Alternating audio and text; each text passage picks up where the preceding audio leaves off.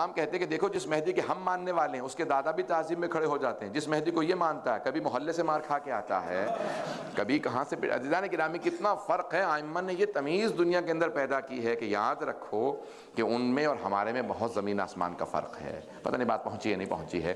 امام نے کس طرح سے مہدویت کو ثابت کیا. اتنا بہت بڑا فتنہ کھڑا ہونے والا تھا کہ وہ باقاعدہ لوگوں کے ذہنوں میں ڈال رہا تھا یہی وہ مہدی ہیں. امام نے ثابت کیا, کہا کہ نہیں, وہ مہدی جس کو ہم مانتے ہیں ان کا چہرہ بتائے گا یہ مہدی برحق ہے, ان کا وجود مقدس معجزہ ہوگا. امام رضا کی صرف 2 روایت کو پیش کروں گا اور پھر مصائب کی طرف, بلکہ مصائب کا مقدمہ سمجھ لیں. سفر بھی ختم ہو گیا. کبھی آپ انتظار کر رہے ہوں گے اس سال کا محرم آئے گا, اور محرم ختم بھی ہو گیا. پوری دنیا میں محرم آتا ہے, محرم چلا جاتا ہے, لیکن برصغیر میں امام حسین تشریف لاتے ہیں. امام حسین تشریف لے جاتے ہیں. ہمارے کلچر کے اندر لوگ محسوس کرتے ہیں کہ نہیں, امام حسین ہماری زندگیوں میں آ گئے. عزیزان گرامی, بڑے تقدس کو باقی رکھیے, اس تقدس کو پامال نہ ہونے دیں. ابھی آپ انتظار کر رہے تھے, آج سفر بھی آ گیا, سفر کی آخری بھی ہو گئی, سفر بھی ختم ہو گیا, ربیع الاول شروع ہو گیا. 2 مہینے لوگ غم کرتے ہیں, لیکن آپ پھر بھی 2 مہینے بعد سوگ توڑ دیتے ہیں نا. 2.25 مہینے بعد سوگ ختم ہو جاتا ہے. لیکن امام سجاد کا سوگ ختم نہیں ہوا. پوری زندگی مولا گریا کرتے رہے. جناب زینب کبریٰ کا سوگ ختم نہیں ہوا. مولا سجاد پوری زندگی گریا کرتے رہے. ہم سے تقاضا نہیں کیا انہوں نے, ہم سے نہیں کہا کہ تم اتنا غم منانا. وہ جانتے ہیں کوئی اتنا غم منا ہی نہیں سکتا. امام سجاد سے کسی نے کہا کہ مولا میرے بھائی کی شادی ہے, تشریف لائیے. مولا نے کہا کربلا کے واقعے کے بعد ہم نے شادیوں میں جانا بند کر دیا. میں صرف نے کہا کہ تقریب میں آؤں گا, میں پوری شادی میں نہیں آتا. کہا مولا میری بڑی حسرت تھی, میری منت ہے کہ آپ میرے بھائی کی شادی میں آئیں. امام علیہ السلام نے کہا کہ جو بھی ہو, جیسے بھی ہو, میں شادی میں نہیں آ سکتا. کہا مولا کچھ دیر کے لیے آ جائیے. مولا نے کہا ایک شرط پہ آؤں گا, اگر کچھ دیر کے لیے اپنے بھائی کی شادی میں میرے بابا کی مجلس رکھ لو.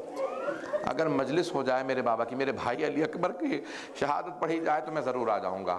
میں مجلس کی نیت سے آؤں گا, شادی میں شریک ہو جاؤں گا. کہا مولا ٹھیک ہے, میں مجلس رکھ لوں گا. جب مجلس ہونے لگی نا تو امام نے آواز دی, کہا کچھ دیر کے لیے چراغ بجھا دینا. کہ جب چراغ بجھا دیں. کہا مولا کیوں چراغ بجھا دیں؟ کہ کوئی رونے میں شرم نہ کرے, حیا نہ کرے, لوگ کھل کے رو سکیں. جب چراغ دوبارہ جلائے نا تو دیکھا کہ امام رضا موجود نہیں ہے. کہا مولا کہاں چلے گئے؟ امام سجاد علیہ السلام موجود نہیں ہے. کوئی آیا, باہر دیکھا امام دروازے پہ کھڑے ہیں. کہا مولا یہاں کیوں کھڑے ہیں؟ کہا سب کو خدا حافظ کہنا چاہتا ہوں, لوگوں کو الوداع کہنا چاہتا ہوں. کہا مولا یہاں پہ کیوں؟ کہا اب تک یہ تیرے مہمان تھے, اب میرے مہمان ہیں. میرے بابا کی مجلس میں آئے ہیں, یہ اب میرے مہمان ہیں, میں انہیں خود خدا حافظ کہوں گا. بس بھئی میں اور آپ مجلس کا اہتمام کرتے ہیں. مجلس 2-4 گھنٹے ہوئی, ختم ہو گئی. امام سجاد علیہ السلام نے کتنا اہتمام کیا ہے. 8ویں امام بیٹھے گریا کر رہے تھے. میں سب کے جملے پیش کر رہا ہوں, جلدی جلدی, ایک 2 جملے ہر امام سے متعلق. 6ٹھے امام علیہ السلام سے متعلق ملتا ہے کہ جب 6ٹھے امام کے گھر پہ کوئی آیا نا تو دیکھا کہ مولا بہت زیادہ گریا کر رہے ہیں. کہا مولا کیا بات ہے؟ کہا آج عاشورے کا دن ہے. ایک مرتبہ امام علیہ السلام نے کہا کہ تم نے کوئی مرثیہ کہا ہے, کوئی شعر کہا میرے جد حسین کی شہادت میں؟ کہا ہاں مولا میں نے شعر کہے. کہا ذرا سناؤ. جب وہ سنانے لگا امام نے کہا رک جا بھی نہ پڑھ. امام نے خادم سے کہا ذرا پردے کا اہتمام کر دے, میری ماں سے, میری بہنوں سے, میری بیٹیوں سے, میری زوجہ سے کہہ دے مجلس ہونے والی ہے, وہ بھی آ جائیں. جیسے پردہ کھینچا نا کہ ایک مرتبہ امام کی جو گھر میں خادم تھا اس نے جا کے آواز دی, کسی خادمہ سے کہا کہ امام کی طرف سے حکم آیا, امام کی والدہ حضرت ام فروہ کو بتا دو مجلس حسین ہونے والی ہے. جیسے پردہ کھینچا امام کی والدہ آ کے بیٹھ گئیں, امام کی بہنیں آئیں, امام کی بیٹیاں بھی آ گئیں, امام کی زوجہ بھی آ گئیں, سب آ کے بیٹھ گئے. وہ جو شاعر تھا نا وہ امام کی والدہ کے خاندان سے تھا, حضرت ام فروہ کے خاندان سے تھا. ایک مرتبہ اس نے اشعار پڑھنا شروع کیے تو آواز آنے لگی, امام کی والدہ بلند آواز سے رونے لگیں. جب امام کی والدہ کی رونے کی آواز آئی نا تو ایک مرتبہ اس شاعر نے جناب ام فروہ سے کہا کہ اے ام فروہ اگر آپ زیادہ روئیں گی تو آپ کا بیٹا آ کے آپ کو دلاسا دے گا. وہ کیونکہ امام کی والدہ کے خاندان سے تھا, بھانجا تھا ظاہراً, تو اس نے کہا اے بی بی ام فروہ اگر آپ زیادہ روئیں گی نا تو آپ کا بیٹا امام صادق آپ کو آ کے دلاسا دے گا, گلے سے لگائے گا, آپ کے آنسوؤں کو صاف کرے گا, اگر آپ بے ہوش ہو کے گر گئیں تو پانی پلائے گا. لیکن ام فروہ جب آپ کی پھپھیاں روتی تھیں انہیں شمر تازیانے مارتا تھا, انہیں پانی نہیں دیا جاتا تھا, ایک مرتبہ امام نے کہا الباب الباب، دروازہ بند کر دو. سارے مدینے والے دروازے پہ آ کے جمع ہو گئے تھے. امام نے کہا دروازہ بند کر دو. کسی نے پوچھا مولا دروازہ کیوں بند کر دیں؟ کہا میرا بیٹا بے ہوش ہو کے گر گیا ہے. میرے جد حسین کی مجلس میں میرا بیٹا موسیٰ کاظم بے ہوش ہو کے گر گیا ہے.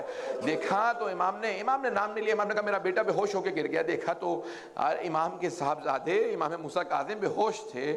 کہا کیا بات ہے؟ کہا میں اپنے جد کے مصائب کو برداشت نہیں کر پاتا. بس بھئی جب آپ روتے ہیں تو کوئی پابندی تو نہیں نا آپ کے رونے پہ، آپ کو کوئی روکتا تو نہیں ہے کہ مت گریا کیجئے گا. امام رضا کے چند جملے پیش کروں گا. امام رضا بھی بیٹھے تھے. ایک مرتبہ ریان ابن شبیب امام کے صحابی ہیں آئے. کہا پوچھا مولا کیا بات ہے، اتنے افسردہ کیوں ہیں، آنکھوں میں اتنے آنسو کیوں ہیں؟ مولا آپ کی پوری ریش مبارک تر ہو گئی ہے. امام نے کہا یا ابن شبیب، شبیب کے بیٹے تمہیں نہیں پتا آج عاشورے کا دن ہے؟ کہا مولا حکومت اعلان نہیں کرتی ہے، کوئی غم کا اعلان نہیں ہوتا. کہا نہیں آج عاشورے کا دن ہے. کہا مولا ذرا اپنے جد کی کوئی مصائب تو سنائیں. امام نے کہا انہو ذبح کالکبش، ان کو ایسے ذبح کیا گیا جیسے گوزفند کو ذبح کیا جاتا ہے، جیسے ایک بھیڑ کو ذبح کیا جاتا ہے. یہ روایت بڑی مستند روایت ہے، اس میں کوئی بھی شک نہیں کہ امام نے فرمایا ہے. علماء نے بڑی بحث کی ہے امام نے کیوں کہا ایسے ذبح کیا جیسے گوزفند کو ذبح کرتے ہیں. آپ نے دیکھا ایک بھیڑ کو جب ذبح کرنے لگتے ہیں تو اس کے ہاتھ پاؤں باندھ دیے جاتے ہیں. امام حسین کے ہاتھ پاؤں باندھے نہیں گئے تھے. پھر امام نے کیوں شبیہ دی ہے؟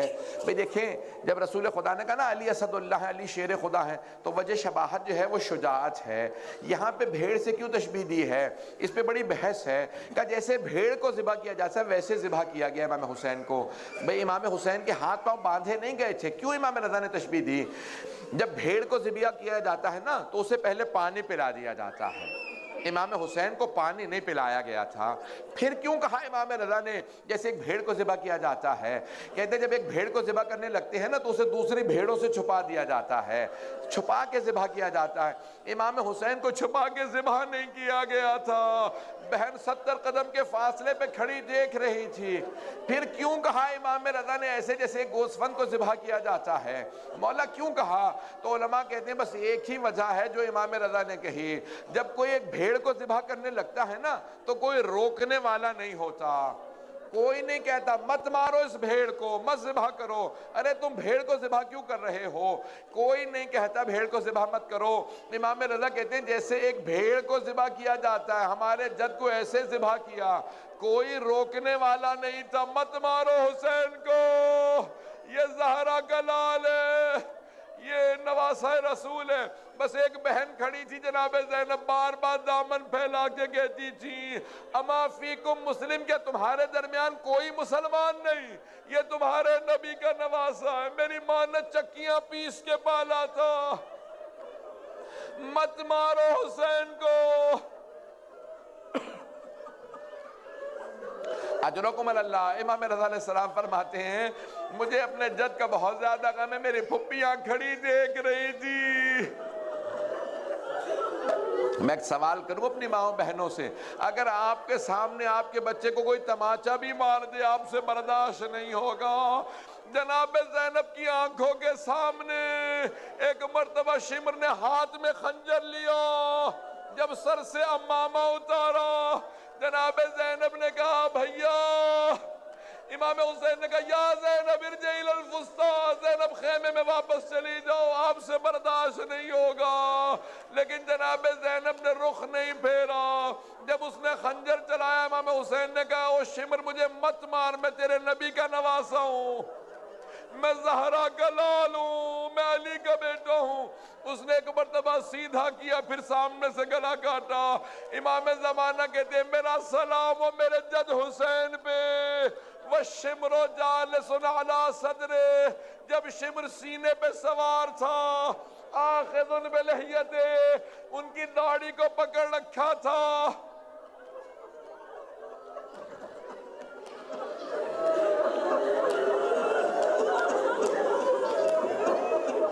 میں تمام کر دیتا. امام رضا علیہ السلام کا آخری وقت تھا.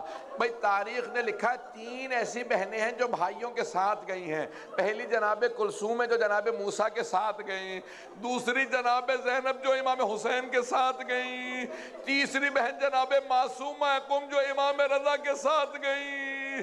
جب جناب معصومہ قم پہنچی نا تو ایک مرتبہ کسی سے سنا کہ کوئی بیوی بار بار کہتی ہائے امام رضا مارے گئے، ہائے امام رضا مارے گئے. بی بی نے فوراً کنیز سے کہا ذرا بلا کے تو لائے سے کہ کس امام رضا کو یاد کر رہی ہے. ایک مرتبہ جناب معصومہ نے پوچھا تو بار بار کیوں کہتی ہے ہائے امام رضا مارے گئے؟ کہا بی بی آپ کیسی شیعہ ہیں، آپ کو نہیں پتا شیعوں کے 8ویں امام کو زہر دے دیا گیا. جناب معصومہ رونے لگی کہ ہائے میرا بھائی مارا گیا، مجھے پردیس میں پتہ نہ چلتا. کسی بی بی کو پردیس میں نہ خبر ملے بھائی مارا گیا، لیکن میں ہاتھ جوڑ کے کہوں گا او بی بی معصومہ آپ قم میں تھی، بھائی مشہد میں، لیکن جناب زینب دیکھ رہی تھی. الا لعنت اللہ علی القوم الظالمین.